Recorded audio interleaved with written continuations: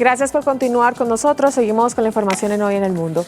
Se conmemoran más de 7 décadas el final de la Segunda Guerra Mundial. En Hoy en el Mundo recordamos sus inicios y su final. Es un gran honor para mí designar oficialmente a Wilmington, Carolina del Norte, como la primera ciudad patrimonial de la Segunda Guerra Mundial de nuestra nación. El presidente Donald Trump hace referencia a los cientos de barcos de guerra que se construyeron en esta ciudad para batallar en la Segunda Guerra Mundial, que terminó hace 75 años y que fue el conflicto bélico más grande de la historia.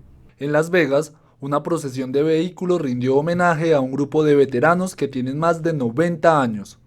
Se estima que la guerra dejó entre 50 y 70 millones de fallecidos. La Alemania nazi de Adolfo Hitler, que gobernó entre 1933 y 1945, se trazó como objetivo exterminar de la faz de la tierra a los judíos europeos, lo que se conoce como el Holocausto. Wir müssen einen neuen Menschen erziehen.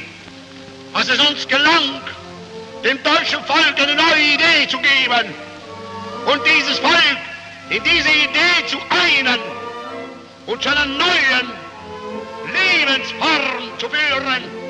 Además, romaníes, gitanos, personas con discapacidades físicas y mentales, homosexuales, testigos de Jehová, prisioneros políticos, ciudadanos soviéticos y cualquiera que discrepara con el Führer Hitler fue objetivo de guerra. Alemania nazi y el Imperio de Japón establecieron conquistar Europa y Asia respectivamente, pero se encontraron con los ejércitos de Gran Bretaña, Francia, China, la Unión Soviética y posteriormente Estados Unidos, que ingresó al conflicto para darle un vuelco radical. Aunque Alemania fue derrotada en mayo y Japón en agosto de 1945 con el lanzamiento de las bombas nucleares sobre Hiroshima y Nagasaki, la terminación oficial no tuvo lugar sino hasta el 2 de septiembre de ese año. Los efectos de esta guerra fueron el fin de los regímenes totalitarios en Alemania, Italia y Japón, la formación de Estados Unidos y la Unión Soviética como superpotencias y huellas físicas y psicológicas en cientos de millones de víctimas.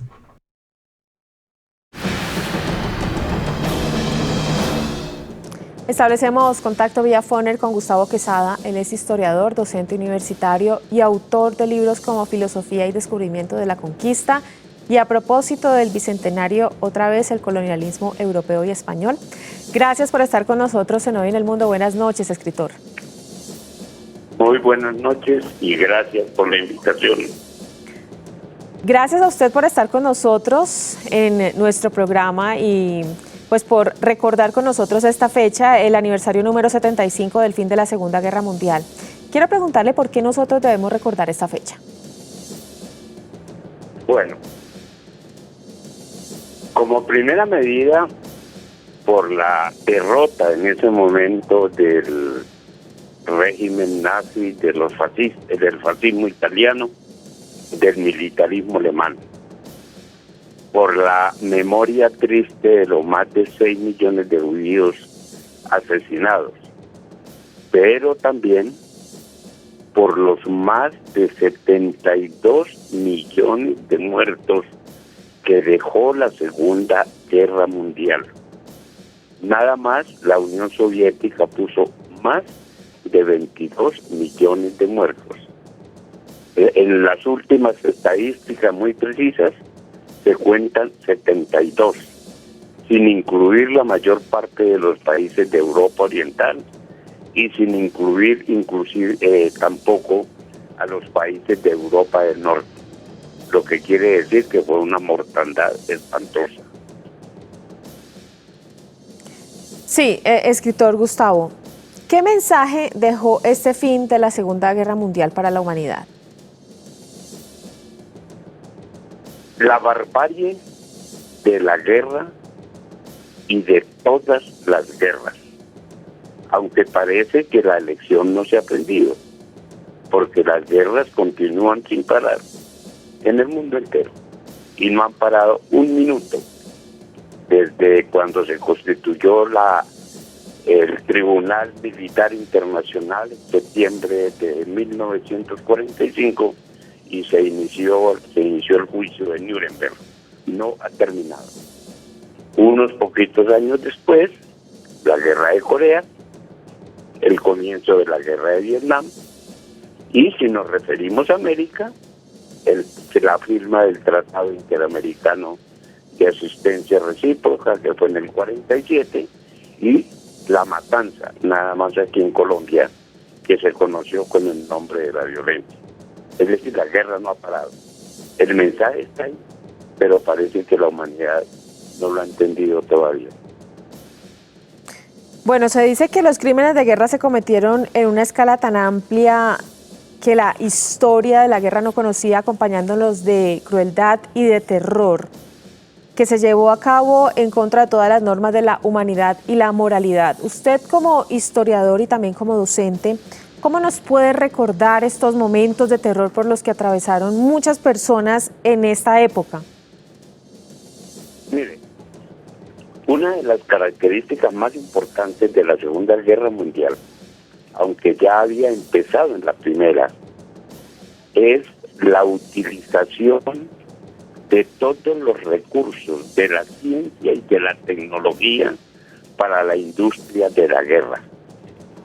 Si Estados Unidos pudo navegar con cierta, digamos, agilidad en los campos de Europa y en el Asia y en el Mediterráneo, eso se debía a la capacidad industrial de producir tanques de guerra, armas, armamento, etcétera, etcétera.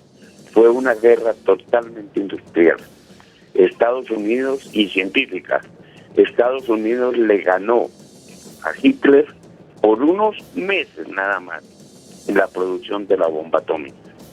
Eso es lo más grave, lo que decía el filósofo Walter Benjamin, muerto antesito de la Segunda Guerra Mundial o cuando comenzaba la Guerra Mundial, que cada progreso de la civilización ha sido al mismo tiempo un progreso de la barbarie. Bueno, usted menciona en estos momentos estas armas nucleares. Nosotros vemos que actualmente, por ejemplo, lugares como Corea del Norte tienen en su poder armas nucleares. ¿Cree usted que quizás estemos cerca de una tercera guerra mundial? Pues es muy difícil.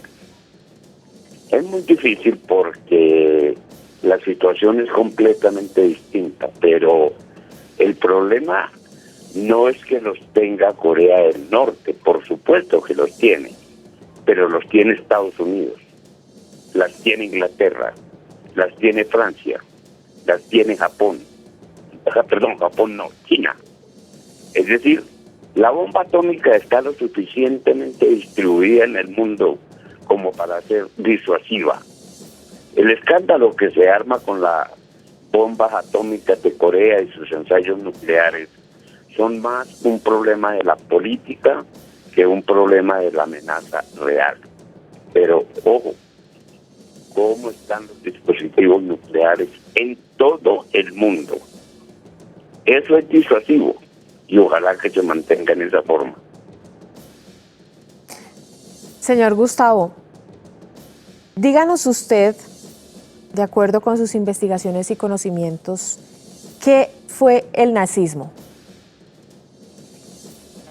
Mire, desde comienzos del siglo XX comenzó una resistencia contra el régimen capitalista.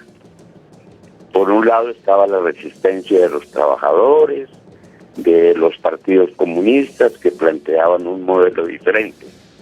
Por otro lado, pensando también en controlar ese modelo, aparecieron tendencias nacionalistas de carácter autoritario, que se centraron en diferentes aspectos. Por ejemplo, algo que se desconoce mucho.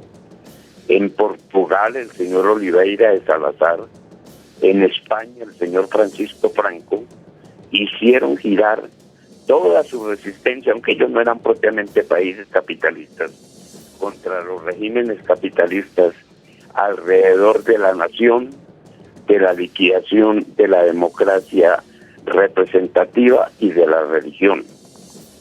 En Italia, alrededor de su historia gloriosa, de la nación, de Roma, del duce. En Alemania, de la nación y de la raza. En el Japón, en el poder, en su poder militar, y también en el problema de la raza nipona y la necesidad de buscar espacio para su producción industrial.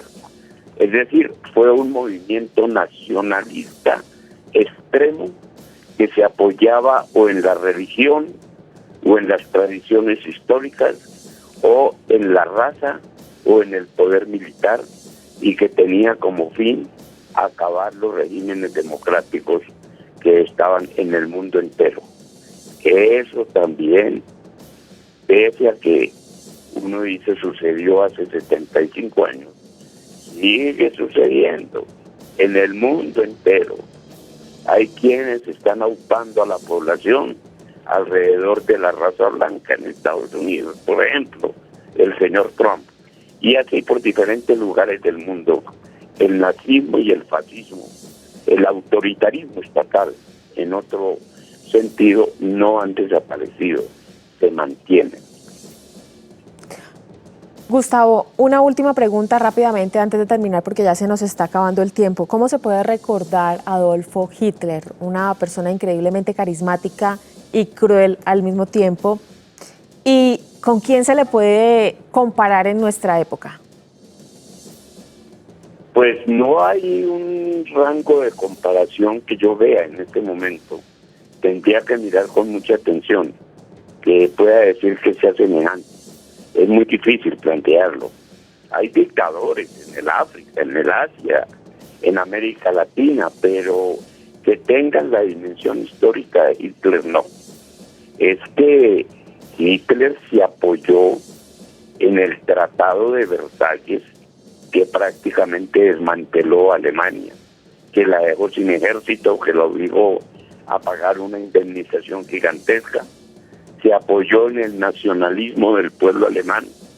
No es cierto, como lo plantean diversos historiadores, entre ellos el filósofo Habermas, que los alemanes no conocieran o no supieran lo que estaba haciendo Hitler. El pueblo alemán estuvo con él.